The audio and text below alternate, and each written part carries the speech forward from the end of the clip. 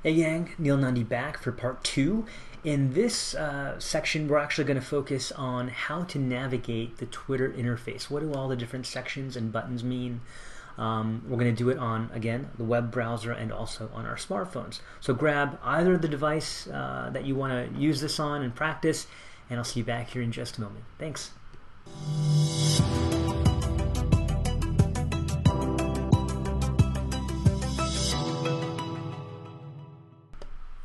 Alright, welcome back. Again, we're going to be discussing how we can navigate the Twitter interface. Twitter interface should look something like this. Along the left-hand side of the screen, you're going to see Home, Explore, Notifications, Messages, Bookmarks, Lists, Profile. We're going to explore, we're going to investigate what each of these mean in detail. I'm going to hold off on the More button for a different video, but at least we'll go through this. Alright, so navigating over to our web page here, go to my profile. A couple things about this interface. You've set up your photo, your background cover, your name and username, your bio. You can see how many people you are following and subscribing to, and how many people are following you. So that's a little bit there. Along the left-hand side, home button's pretty self-explanatory. It takes you all the way to the top of your Twitter feed. Okay, so what's most current. So you can actually start there and scroll back down. You can even tweet. If you go to the Explore button, this is where you can find information. So at the very top, that magnifying glass, the universal symbol for search, you can put in any word, topic that you like, coronavirus, apples, Crohn's disease, or you can search for organizations like Penn GI Hep, the CDC, or Penn Medicine, or individuals such as our Dr. Shreya Kumar. So this is one way where you can discover accounts. Okay. Also, based on your search history, it'll show you what might interest you. So this is the For You section. If something is trending, there's a lot of musical stuff trending today.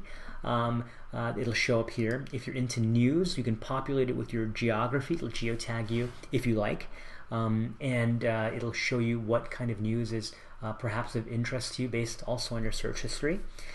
If you're a sports junkie, man, everything pops up on Twitter instantaneously, so it shows up right here. So if you're a big Eagles fan, I am, you can subscribe to Twitter and get all your Eagles news that way, or your favorite sports team, and other things that may be for fun or entertainment. So there's lots of different categories.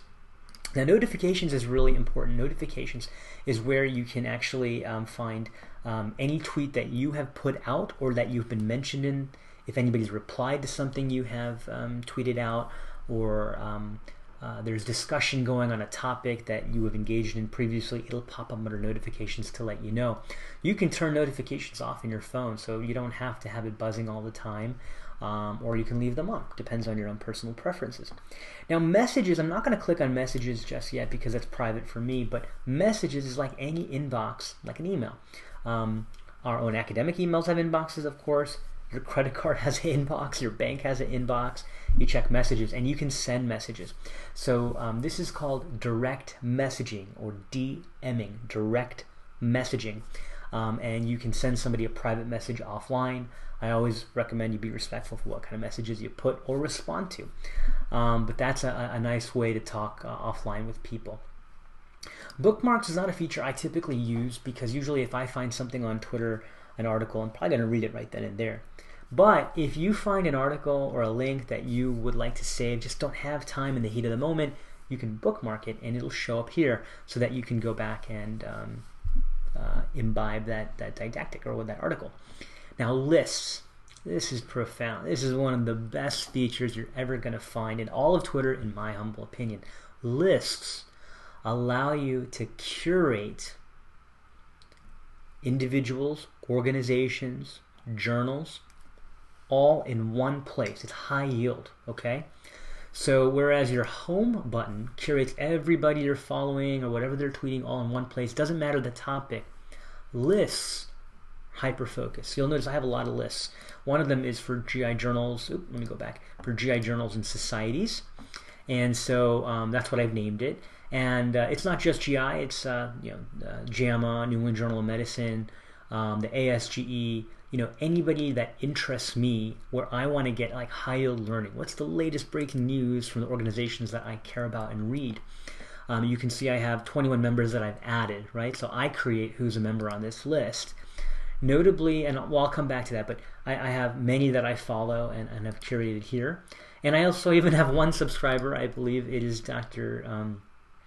Patel, one of our old fellows who graduated, who follows the list. And when he subscribes to the list I've created, well, now he can follow all those, just the same. So it's kind of a high-yield way. Instead of him having to add every single one, okay, he can just follow that and it's done.